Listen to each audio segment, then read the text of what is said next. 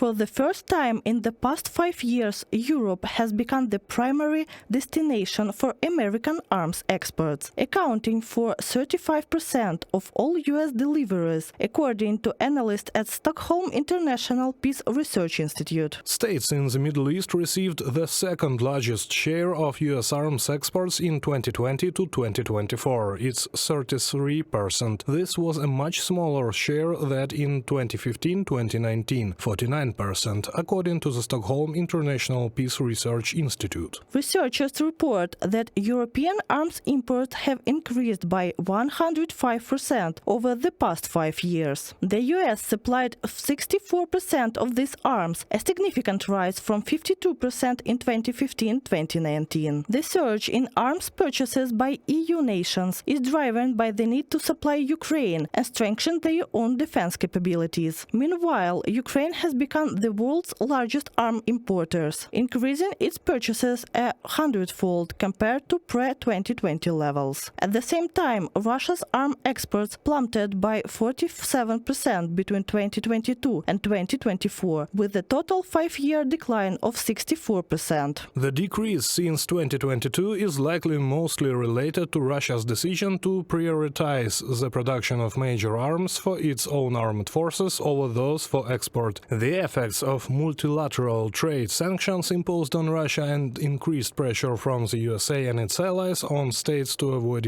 buying Russian arms, according to the Stockholm International Peace Research Institute.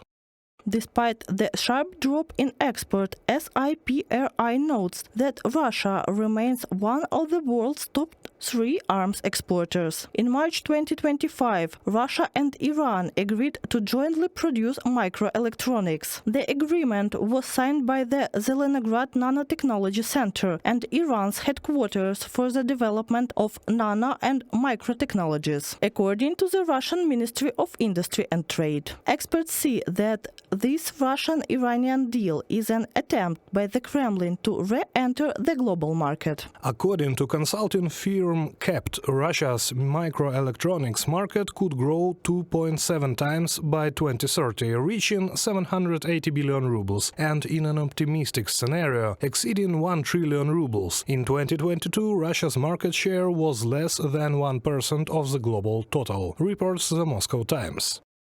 Against the backdrop of increasing security instability, growing Russian aggression and shifting U.S. policies, European nations are discussing rising defense spending through new joint borrowing, existing EU funds and strengthening the role of the European Investment Bank. On March 6, European Commission President Ursula von der Leyen announced in Brussels that the EU is launching a plan to REARM Europe, unveiling the €800 billion REARM Europe program to bolster security. What we're working on with the new instrument is to enable also our member states through the joint procurement to procure the necessary military capabilities that then can be given to Ukraine. Typical examples are Danish initiative or the Czech initiative. So there are already established procedures to do that. But of course, with the backing now of 150 billion euros, where a certain share should go then as capabilities to Ukraine, this is also a big push forward to maintain the strength of this outstanding army. Leaders of 26 European nations, excluding Hungary, have approved a plan to provide Ukraine with an additional $33 billion in aid in 2025. Additionally, on March 9, Ukraine signed a memorandum with the manufacturer of the IRIS-T air defense system to triple the supply of missiles and air defense systems, according to Defense Minister Rustem Umerov. Kyiv is also ramping up its own arms production. Ukrainian Prime Minister Denis Shmyhal stated that Ukraine's defense industry capacity has increased 35 times over the past 2 years. Our defense industry can now produce and supply weaponry that has proven its effectiveness and proves every day on the battlefield. Over the past 2 years, domestic artillery artillery production has tripled, armored vehicle productions has increased 5-fold, anti-tank weapons production has doubled, and ammunition production has grown 2.5 times. Currently, we produce about 1/3 of the weapons we need, and our goal is to reach at least 50%. Last year, Ukraine produced nearly 1 million drones. The target for 2025 is to manufacture 2.5 million UAVs, with over 500 Ukrainian companies contributing to this effort, Shmyhal announced. During a monthly meeting on drone system development on March 10th, Commander-in-Chief of the Armed Forces of Ukraine, Alexander Syrsky, emphasized that drone systems not only help maintain frontline positions, but also advance them by destroying enemy equipment and personnel. Reported by Katerina Bastun, Yulia Hranovska, UATV News. Europe is ready to respond to the challenge that Russia has imposed on the world, said the Prime Minister of Poland. This is a turning point when Europe realized that their responsibility for security on the continent lies with it, noted Donald Tusk. Europe must respond to this challenge and this arms race and must win. I am convinced that Russia will lose the arms race, just as the Soviet Union lost a similar race 30 years ago.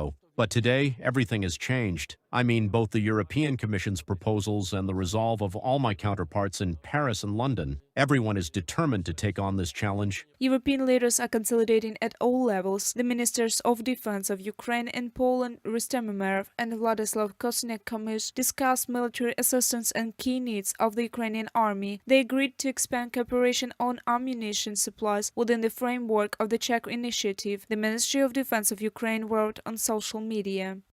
Our closest neighbors were among the first to provide military support to Ukraine from the very beginning of the full-scale invasion. Poland will continue to ensure the logistics of weapons and ammunition deliveries for our defense through its territory. Another important area is military training. Poland has already trained over 30,000 Ukrainian soldiers and is ready to expand this program together with Scandinavian and Baltic countries, Rustem Umerov, Minister of Defense of Ukraine, on Facebook.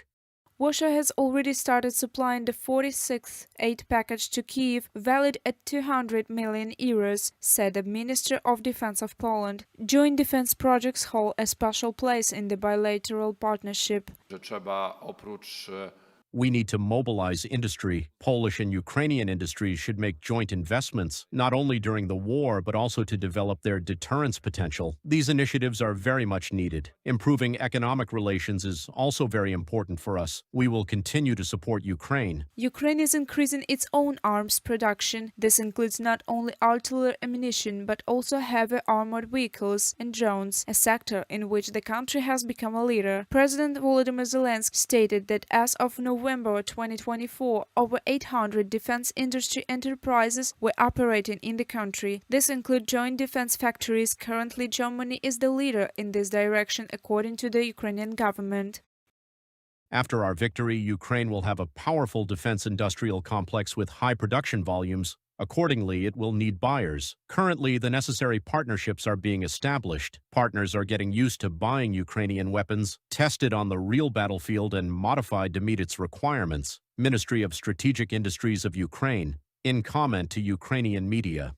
Kyiv's partners are also interested in cooperating with private Ukrainian defense enterprises. They lead in the market for drones, electronic warfare systems, and armored vehicles. Ukrainian manufacturers, in turn, gain access to technologies from leading weapons producers. This strengthens the ties between Ukraine's and Europe's defense industries, according to the government. According to Chief of the Main Directorate of Intelligence of Ukraine, Kirill Budanov, post-war Ukraine, as a state with one of the strongest armies on the continent, a powerful defense industrial complex, and unique military experience, could become America's main ally in the region. Reported by Alexandra Zaslavets, Victoria Smirnova, UATV News.